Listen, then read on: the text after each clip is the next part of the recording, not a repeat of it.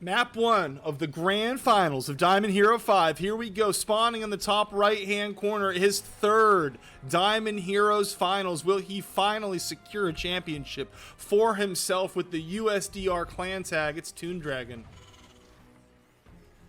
And in the bottom left-hand corner, the newcomer battled it out today through a grueling bracket, looking to play spoiler for ToonDragon once more in the anime of his life. We have the Protoss player. It's Set. One of these players will be the Diamond Heroes 5 champion, and one will merely be the runner-up, a title that nobody wants to settle for after 5 hours of StarCraft, I'll tell you what. ToonDragon in Diamond Heroes 4 fell 3-0 to a Protoss player in the finals. Will he be facing a similar fate today, or does he have the answers? Has he improved enough to climb to the top of the mountain and claim his throne?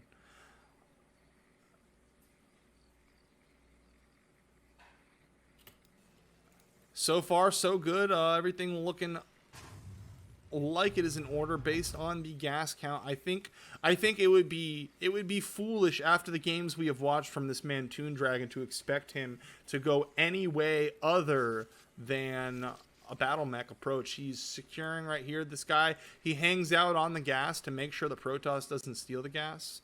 Good eye. That's the eye of a man who has had his gas stolen once or twice before. One SCV going to chase the probe off while the other starts up the natural CC. Natural already started up across the map. ToonDragon is able to confirm this with his scouting SCV. He's got a cybernetics core about to finish up. Set is crossing his T's and dotting his I's.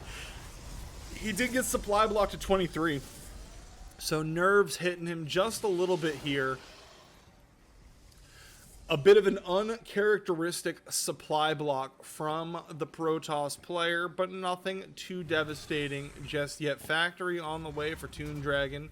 Second gas on the way as well. Dropping that mule.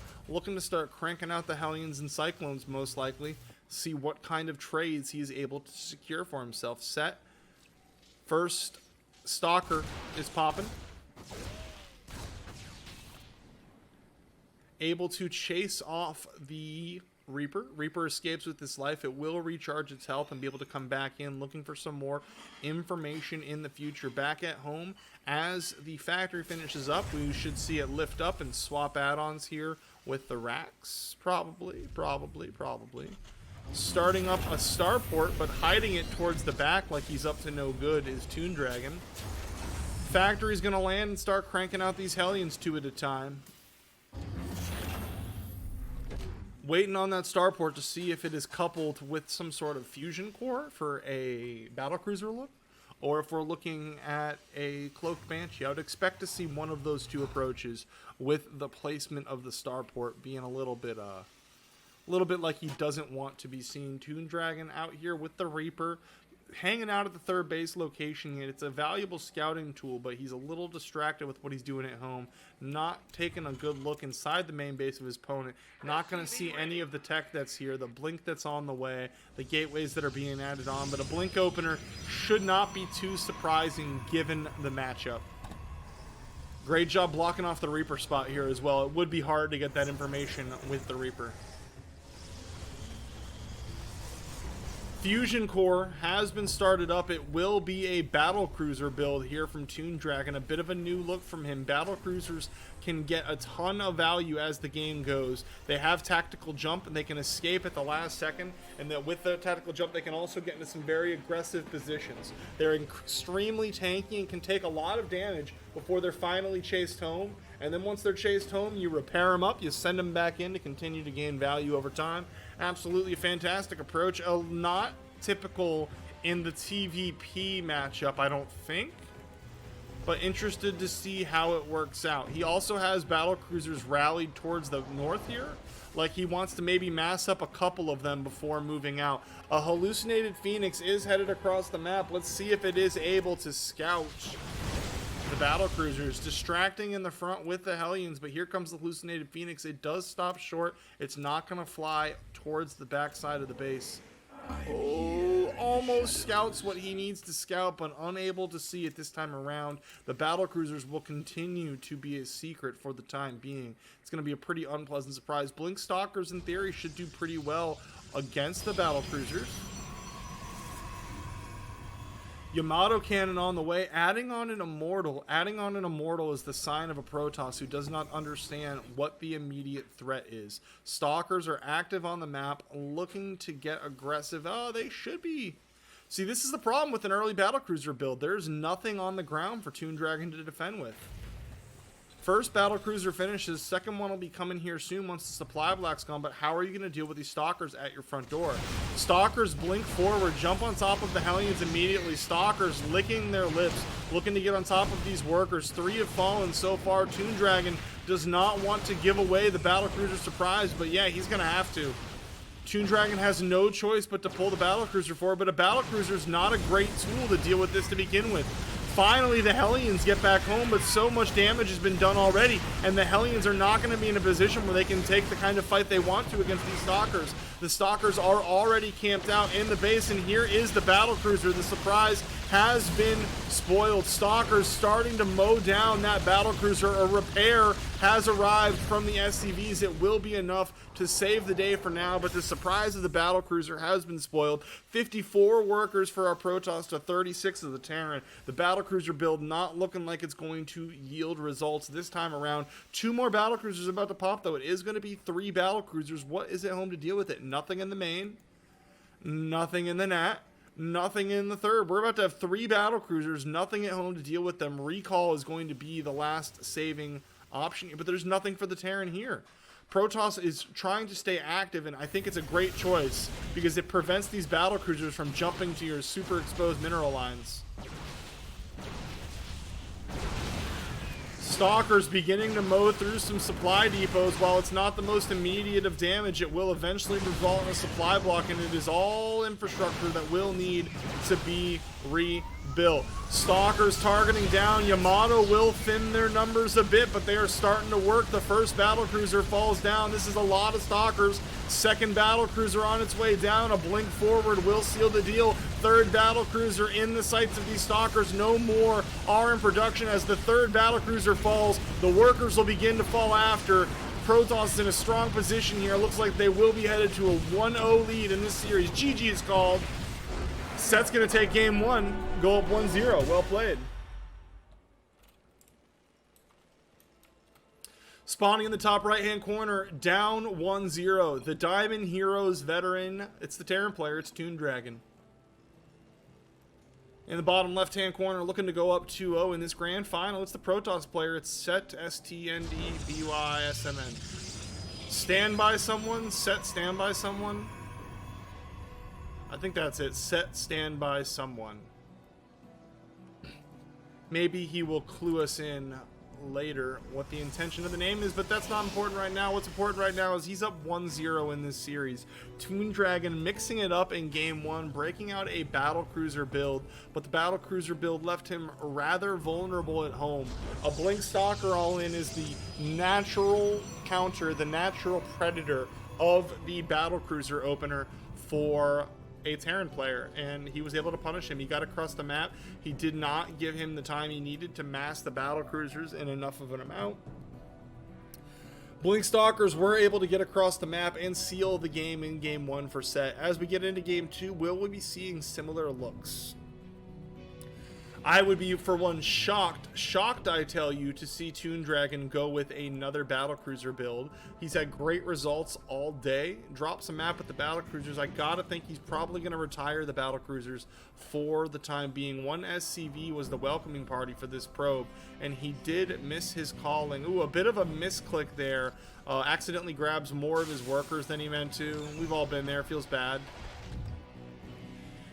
Back on the other side of the map, Set is going with his quick expand. Once again, he's got his cybernetics core more than halfway done. He'll be up in plenty of time to prepare for the Reaper. ToonDragon looks like he's planning to take a natural. Taking a natural is what he's going to do. Might be a square off, but that's okay because Terran buildings can actually fly. Fun fact.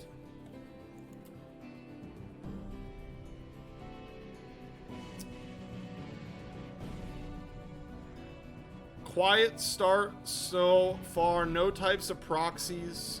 Nothing quite that fun going on. A factory is on the way for ToonDragon. Let's see if he gets into a 5 factory look this game, or if he tries to go for something different. He's proven in the finals he's willing to mix it up. Let's see if he's willing to mix it up 2 games in a row. He's been playing mostly Battle Mech today, though.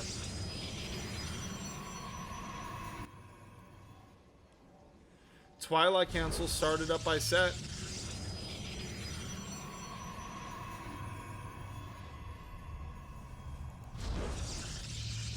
Expanding that gateway account along with the Twilight Council. ToonDragon sends that Reaper up forward. That Reaper is going to get caught with his pants down.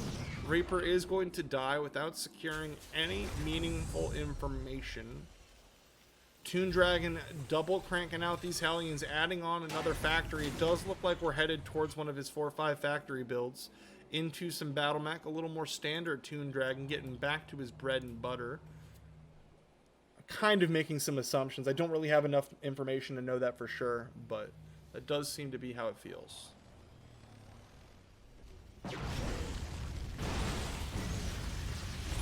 Kiting backwards, Set is looking for a nice favorable trade on these 2 Hellions. Hellions, we've seen in past games, ToonDragon has dealt with Stalkers with Hellions, but it was a surprise to me, and it was because the Hellions so far outnumbered the Stalkers. But these 2 Stalkers getting across the map are wreaking a bit of havoc on the Nat, the still misplaced Nat. ToonDragon may be feeling the nerves a bit right now. SCV's repairing the race cars while the 2nd factory does get up and running, producing tanks to start. A 3rd factory is on the way. The barracks' job is to create add-ons for future factories, and is doing a great job. It's made 2 tech labs. It's ready to float down and become a part of the wall in the natural. Back for Protoss. Blink is more than halfway done. A couple gates on the way.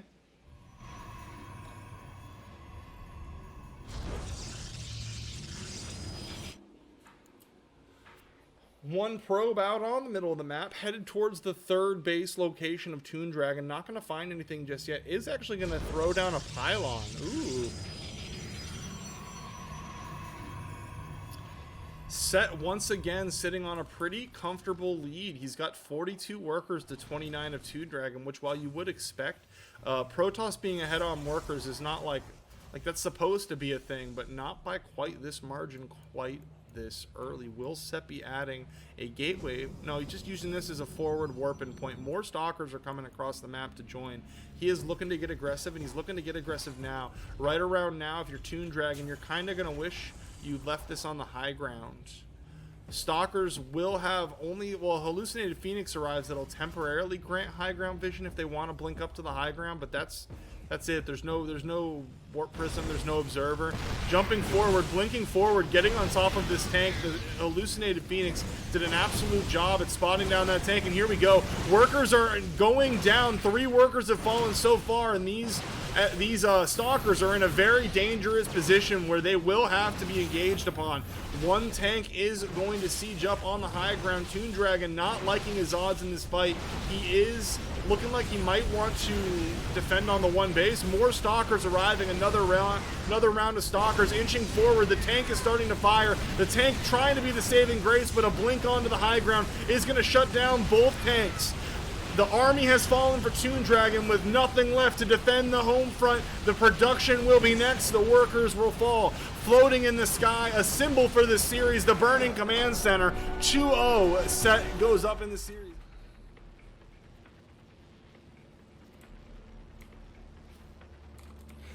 Here we go.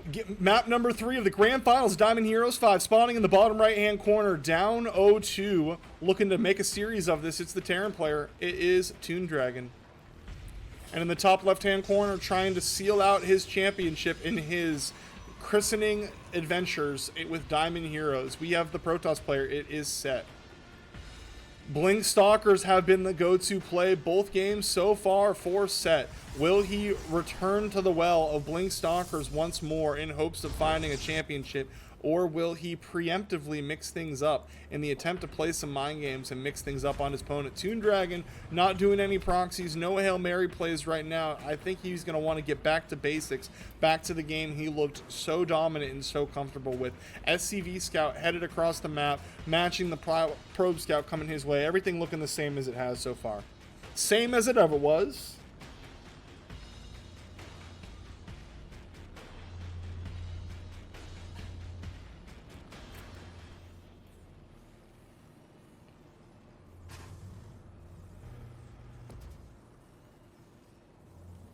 Will Set be looking to get across the map quickly once again, possibly with that aggressive warp in location? Will he be looking to get across the map quickly and shut down Toon before his mech shenanigans can really get going? Time's going to tell. We've seen in this matchup, we've seen Terran players try and go, we've seen Protoss players try and go Stalkers into the Terran, and Stalkers, what is going on here? It is just a scout. Okay, so Stalkers, they're low DPS, and they're not going to trade out well against Bio, who are very numerous, because they have to fire many, many times to mow through all of the Bio. But when you've got stuff like tanks that you're anchoring your army on, when you have high-value units like Cyclones and tanks, the Stalkers, especially with Blink, can do a really good job at targeting down these high-value units, and that's what we saw in that game 2 from Set. Will he be able to mimic those results here? I'm not 100% sure so far. Factory on the way. Everything's good. Everything's good. ToonDragon's expanded properly. He's got his factory on the way. Back on the other side of the map, the second Nexus will be done momentarily. A Stalker will be here to deal with the Reaper. Reaper not thrown away quite as callously as in the last game. It will pull back for an opportunity to regen that health. Get back in there later, take a look around. ToonDragon taking a bunker on the low ground and cranking out a couple Marines. So he is mixing things up so far. Is he going to be trying to go into Bio? Or are these Marines in this bunker? So part of why you get these Marines in this bunker is it's to defend the exact kind of early push he lost to last game. A few Marines, a bunker, and a few SCVs willing to repair can hold off way more than their weight in Stalkers. Let's see if he goes with just the 4 Marines or if he continues to add on Marines behind that. And let's also see if ToonDragon adds on more factories or more barracks. Those are the 2 decisions we're waiting to see him make right now. I'm willing to bet he's already made the decisions, but we're waiting to see evidence of the decision that he has made. He has gone with a different approach to start here. As he gets up into 2 more Marines, he's going up into 6 Marines. I have to think he's considering trying Bio, but a second factory has me thinking twice. Second factory on the way, no starport just yet. Interested to see what comes here. Will adding... Oh...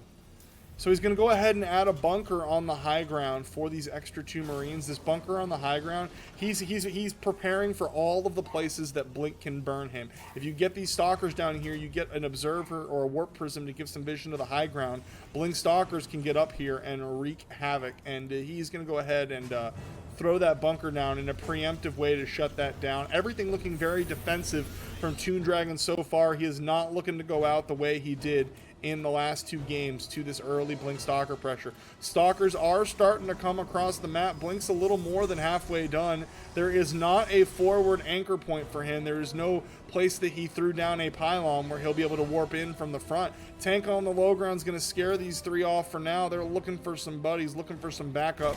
Hallucinated Phoenix is going to come into the main. Then Phoenix will get a look at the double factory, as well as it'll get a look at this bunker that is kind of making it so the Blink can't do quite as much. ToonDragon adding on a 3rd CC. With everything that's gone on so far, he has once again fallen behind fairly significantly in workers, down 9 workers, which it's not too bad. With Chrono Boost could explain that. But being down 9 workers, you're at a point where you kind of need to get some damage. You can't continue in that direction for too long without just getting overwhelmed by numbers and overwhelmed by the economy of your opponent. Reaper's still out on the map, not really gathering any information that is too useful. If you see here, really no idea what is going on in Set's base. ToonDragon, he does have 5 gateways. and Twilight, it's pretty much exactly what he expects. It's Blink Stalkers, so no scouting, not going to bird him so badly this time around. It's just going to be a question of, does he have enough at home to hold this Blink Stalker pressure? And here we go. Hallucinated Phoenix is going to give high ground vision. Stalkers are going to blink into the main base, just out of range of that bunker. The bunker will be there to protect the production, but who's going to protect the mineral line? Workers starting to fall. 7 workers fall, 8 workers, 9, 10 workers fall before there's any chance to do anything about these stalkers. Inching forward and recognizing that that tank is not something they want to take the fight with stalkers. Microing forward, microing back, possibly starting to take some bad casualties. They will blink on top of the tank, but another tank on the low ground is continuing to rain hellfire down upon these stalkers. So many stalkers are being lost, but as they kite back out of tank range, things are starting to look more in their favor. Worker count 20 in favor of Set. He's gotten fantastic damage off this push already. He's delayed the third base of his opponent. He has picked off one of the remaining tanks. Blink Stalkers coming in towards the front. This Blink Stalker push has proven to be his bread and butter, and he is looking to take another win with it right now. A forward anchor point for these Warpins has been established. Slow Warpins going on back here, continuing to send more Blink Stalkers in towards the front lines. High ground vision granted by the last remaining Stalker on the high ground. Shift cues, more Stalkers to blink up into the main, and they will continue to do their damage. Two tanks are a bit of a problem. The first tank will fall. SCV's coming to back up the second tank. A bit of a blink, a little bit of a miss micro there from Set. He's going to lose some Stalkers, and he's going to lose them for next to free, but back at home, his worker count is looking fantastic. 51 workers for Set to 29 from ToonDragon. ToonDragon trying to get back to business as usual, trying to inch these tanks into a position where they can defend the mineral line of the main base. 4 Stalkers parking, 3 Stalkers left, parked behind the mineral line, continuing to mow through SCVs. Only 25 SCVs remain for ToonDragon, 24 to the 53 of his opponent. He is struggling so hard with these Hellions to chase these Stalkers out. An unsieged tank and 2 Hellions will finally be what it takes to evict these Stalkers from his base, but so much damage has been done. 55 workers to 25 of ToonDragon. Now it just becomes a matter of properly macroing, properly building an unkillable army, getting across the map, winning the game. The way that ToonDragon plays this game, I would expect to see him harassing with some Hellions. And while your opponent deals with these harassment from the Hellions, keep upping that tank count until you get to a point where you have an unbreakable base. Hellions stumble upon the 4th base of their opponent, but as they look at that Stalker count, they are reporting back to home base that things are looking very bleak. These Stalkers are going to be a fantastic tool for getting on top of these sieged tanks. There's a nice tank spread here. It's going to make it really difficult to kill ToonDragon, to get all of these tanks dealt with, but you really don't need to deal with all the tanks, right? If you deal with these 2 tanks, now you have this location here where you can wreak havoc upon the mineral line. If you deal with these 2 tanks on the high ground, then these 2 tanks are way away, and you have all of this that you can still take care of. Let's see what he decides to do with these Stalkers. He's adding charge lots to the mix, which makes me think he recognizes the incredible macro lead that he's established for himself. Probably going to want to take a more head-on fight. ToonDragon back into his familiar mobile army, but he is not accustomed to trying to battle back his way back into a game where he is sitting on just over half the worker count of his opponent. It's going to be rough sailing for ToonDragon.